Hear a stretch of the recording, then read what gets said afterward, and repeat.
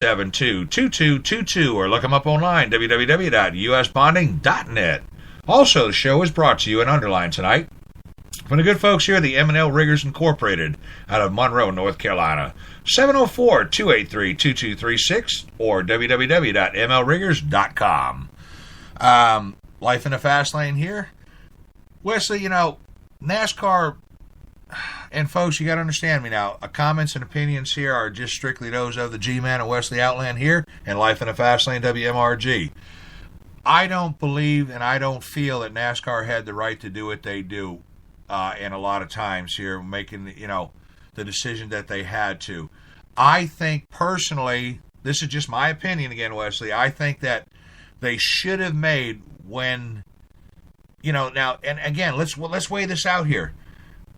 And I hate to do this because it's a wrong way to do it, but did NASCAR turn around and do anything or try to give Tony Stewart any junk over what happened with Ward Jr.? No. Why did they need to do it with Kurt Busch? Okay, again.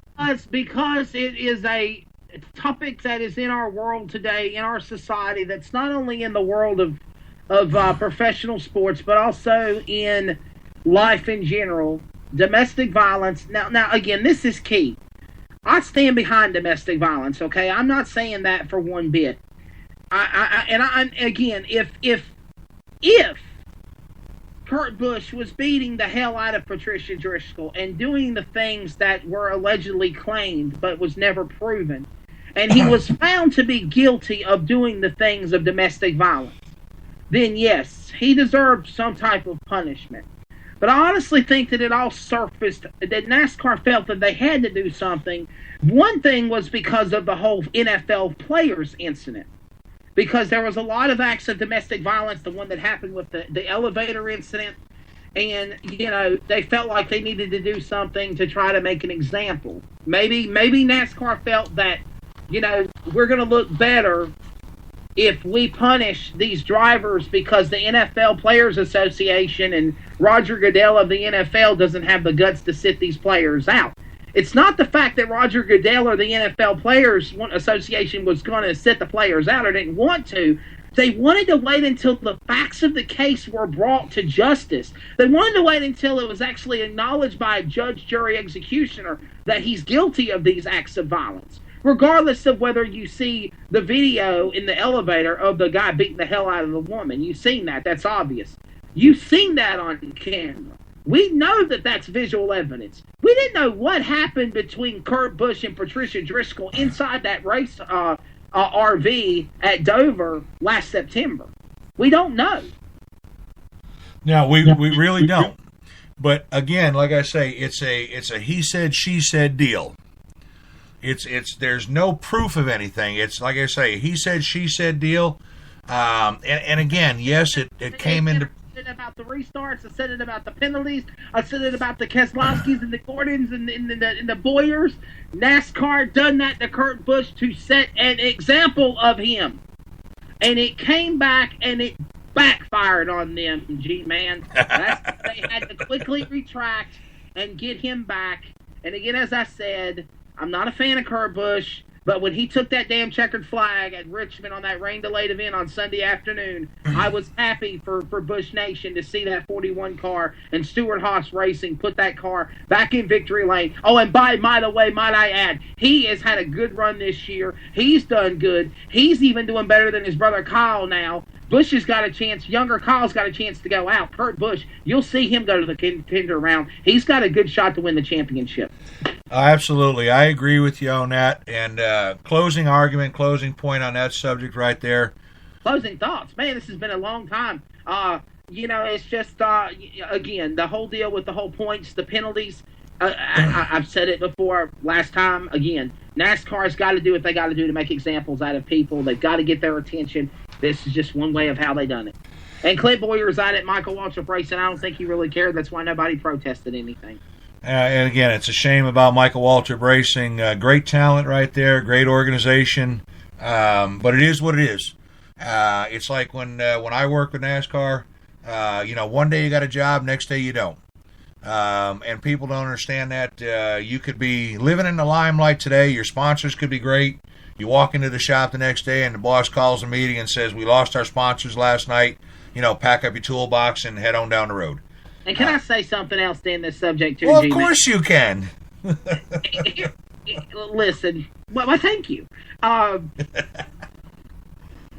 lot of people they don't realize this, whether they're NASCAR drivers, NFL players, NBA players, hockey players, wrestlers, WWE wrestlers. I know you love your wrestling, G-Man.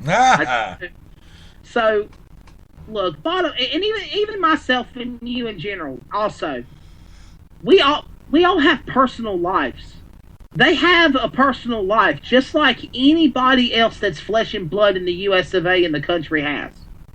We don't know what type of trials and tribulations that I go through, that you go through, that these drivers and teams, families go through.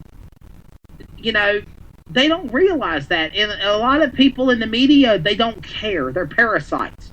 They find a story. They find the bad about somebody. And I've said this for so many years. You can be so great at something and have such a great career, and one person, G-Man, can hurt your credibility and destroy you. One person can say something that's completely false, kind of like Patricia Driscoll with the whole Kurt Busch deal, and your whole reputation is tarnished. Just like Tony Stewart and the Kevin Ward Jr. incident. Tony Stewart was innocent of those things that happened, but now it's become a money thing. Well, we're going to sue you. We're going to take you for what you've got. We're going to take you for your money. Now it's become a personal injury type deal, like you described. It's a shame that the media and people in general do not realize that all of us have personal lives, and they all, even though they're superstars, they all have issues. They all have problems, G-Man. Yeah, and you're right. And being, Wesley, to just add something here, being the fact that, media between you and I and the years that you've got and the years that I've got in the racing and media industry and radio and everything, we all know we have been there on that media platform to where we want a story. We want the best of the best. Do we improvise on a story sometimes? Yes, there's no getting around it. We may but we're not going to fabricate a story. We may want to add a little spice to it, like we do on the radio show here. We may want to pep it up a little bit, kick it up a notch, as we say. We may want to talk about some nice things. We may want to have a good guy, bad guy session here. But, the reality of it is this here, and this is how I look at it. People have to be made an example of. But when it comes to personal lives of people, I think that we need to draw a line, because you're right. One comment or one person can destroy a person's reputation or credibility forever. And everything that they've done good, that they've worked for, it's null and void. Exactly. So I say, let sleeping dogs lie. We live in a world today, G-Man, where people look at the bad in somebody and not the good anymore, and that's what's wrong. Here, look at it this way: if one person was to take a quarter of that energy that they have to sit there and hash and trash and bash, and use it on themselves, think about it. I mean, if you got that much time and that much energy to waste and to throw stones at somebody else. Boy, I'll tell you what, you must be a really good person, because as the good book says here, we all live in sin. And we've all committed. We've all done something wrong in our life. So who are we to judge, jury, and prosecute? We are not that way. We're not made that way. Well, people create their own enemy, and their own enemy is themselves, if that makes any sense. People are their own worst enemies. But, Wesley, moving on here now, we've covered a little bit of points and penalties and fines. And talked about a lot. I'm exhausted. All right. Well, here's what we need to do. What we're going to do is we're going to take a quick commercial break, and we're going to do a recap of what's coming up here in the world of racing.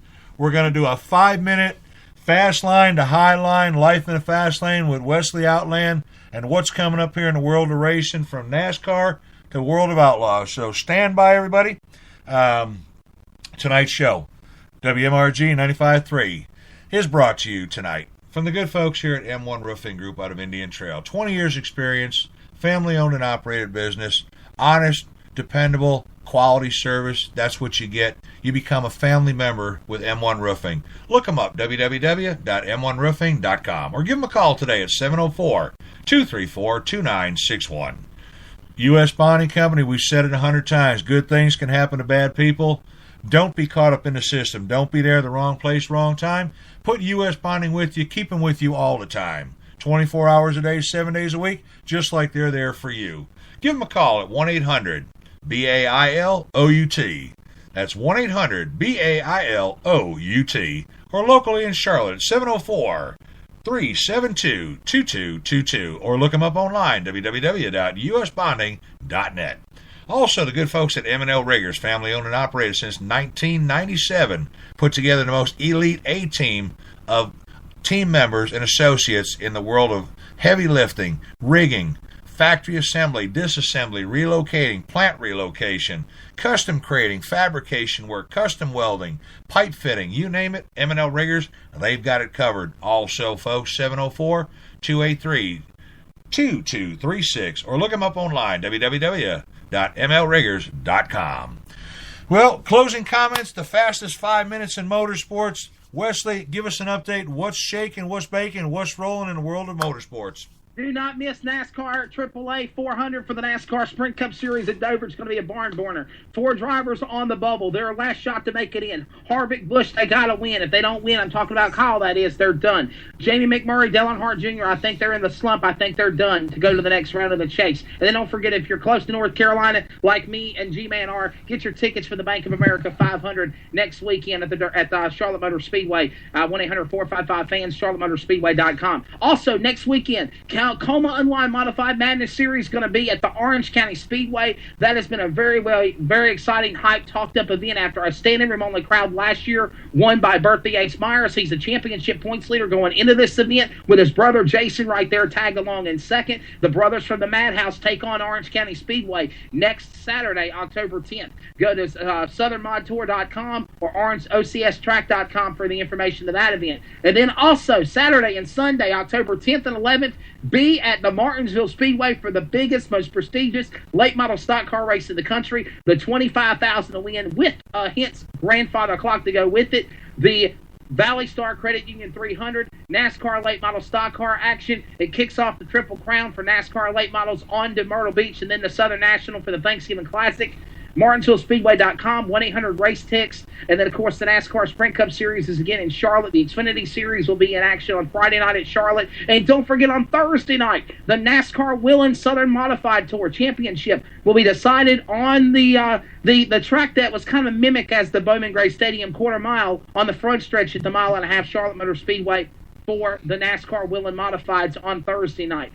Next Monday night, we're going to have on, or this Monday night, we're going to have on Langley Austin from Race22.com. He is a damn good friend of mine, G-Man. He's one of the best motorsports riders out there in grassroots, short track, late model racing. The Short Track Authority, Race22.com. He's going to give us a preview of the Valley Star Credit Union 300. Also, coming up in future episodes of Life in the Fast Lane, we're going to have on, along with me and the G-Man, we're going to have on Jonathan Davenport, the Lucas Oil Late Model Dirt Series champion for this year, as he's probably the most winningest winner. He is the dominant superstar of dirt late models this season.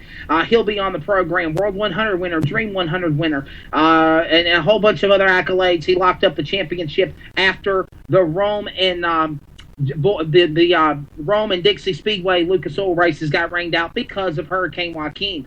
Also, Shane Clanton out of Georgia. How about it, G-Man? The state of Georgia represented for late models national championships this year. Jonathan Davenport out of Blairsville, Fayetteville, Georgia native, or Zebulon, Georgia native, the Coconut Shane Clanton. We'll have him on the show to talk about his World of Outlaw Late Model Series 2015 championship, where all he has to do, and he's already done it, register for the World of Outlaw World Finals November 5th, 6th, and 7th at the dirt track at Charlotte Motor Speedway, and he is your champion crowned. We'll talk to those great stars. And 2 weeks from Monday, I'm looking forward to this one. Carl Short, one of the best pioneers in dirt track motorsports, previews the 35th running of the Optima Batteries Dirt Track World Championship in Portsmouth, Ohio, coming up. A lot of great shows you don't want to miss on Life on the